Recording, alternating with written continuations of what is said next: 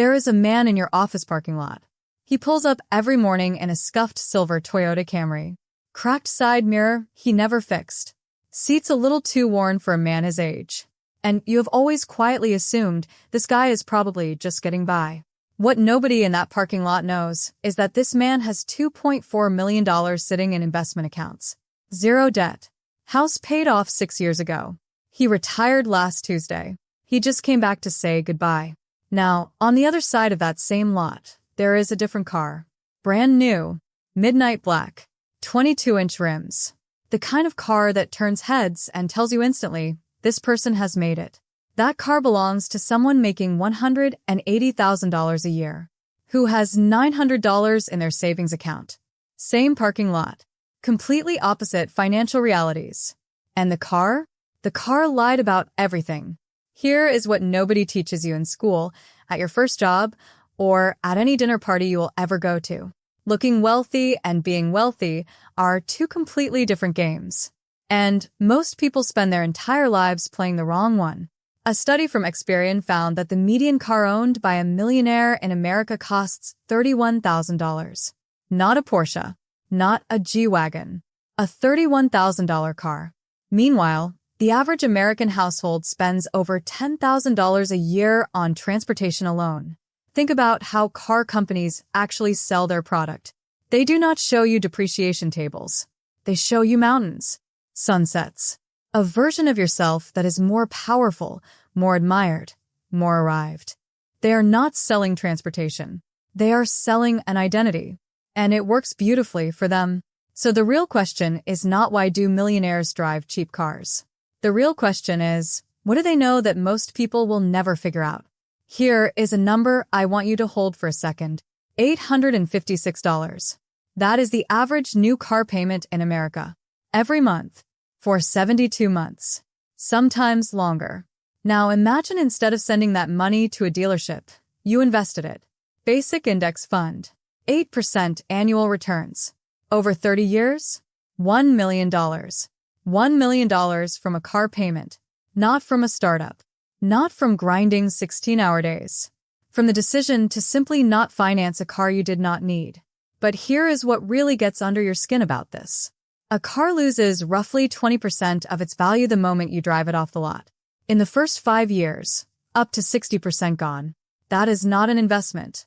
That is lighting money on fire and then making monthly payments on the ash. Economists call it opportunity cost. But honestly, just call it what it is. A trade-off. When you buy a $75,000 SUV instead of a $25,000 car, you are not just spending $50,000 more. You are quietly selling $500,000 of your future. Millionaires feel this viscerally. Every expensive car they drive past is not a symbol of success. It is a walking calculation of what that person gave up. Researchers spent years studying American millionaires. Not the ones on Instagram. Not the ones in music videos. The real ones. You know what the most popular car brand among American millionaires was? Toyota. Second most popular, Ford. And a significant portion of them bought their cars used. Warren Buffett, worth over $100 billion, drove the same Cadillac for years. When he finally upgraded, he let his daughter pick the car. She chose something practical, comfortable, completely unremarkable on the road. Now, ask yourself why. Why would someone who could walk into any dealership in the world and buy anything they want choose that? Because they understand something that most people spend their whole lives missing. There is a term researchers use, conspicuous consumption. Spending money specifically to signal status to other people. And here is the brutal irony. The people you are trying to impress? They are too busy worrying about their own image to genuinely care about yours. The people who do care, who actually respect you more because of your car, those are rarely the people whose opinion is worth buying. Millionaires figured this out. They stopped performing wealth and started building it. The thing millionaires protect most is not their bank balance. It is their options. When your expenses are low, you can walk away from a bad job. You can bet on a business idea. You can say no to things that do not serve you. That is a kind of power that money cannot buy, except it literally can if you have not spent it all on a lease payment. 2 people. Same salary. Person A drives a $700 a month car. Person B drives a $200 one. That is $500 every month, $6,000 a year.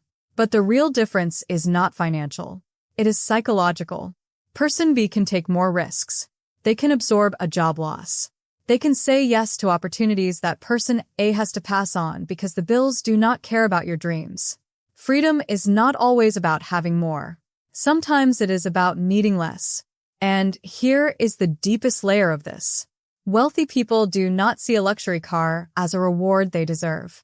They see themselves as someone who builds wealth. And that identity, that quiet, invisible, relentless identity, is worth more to them than any status symbol money can buy.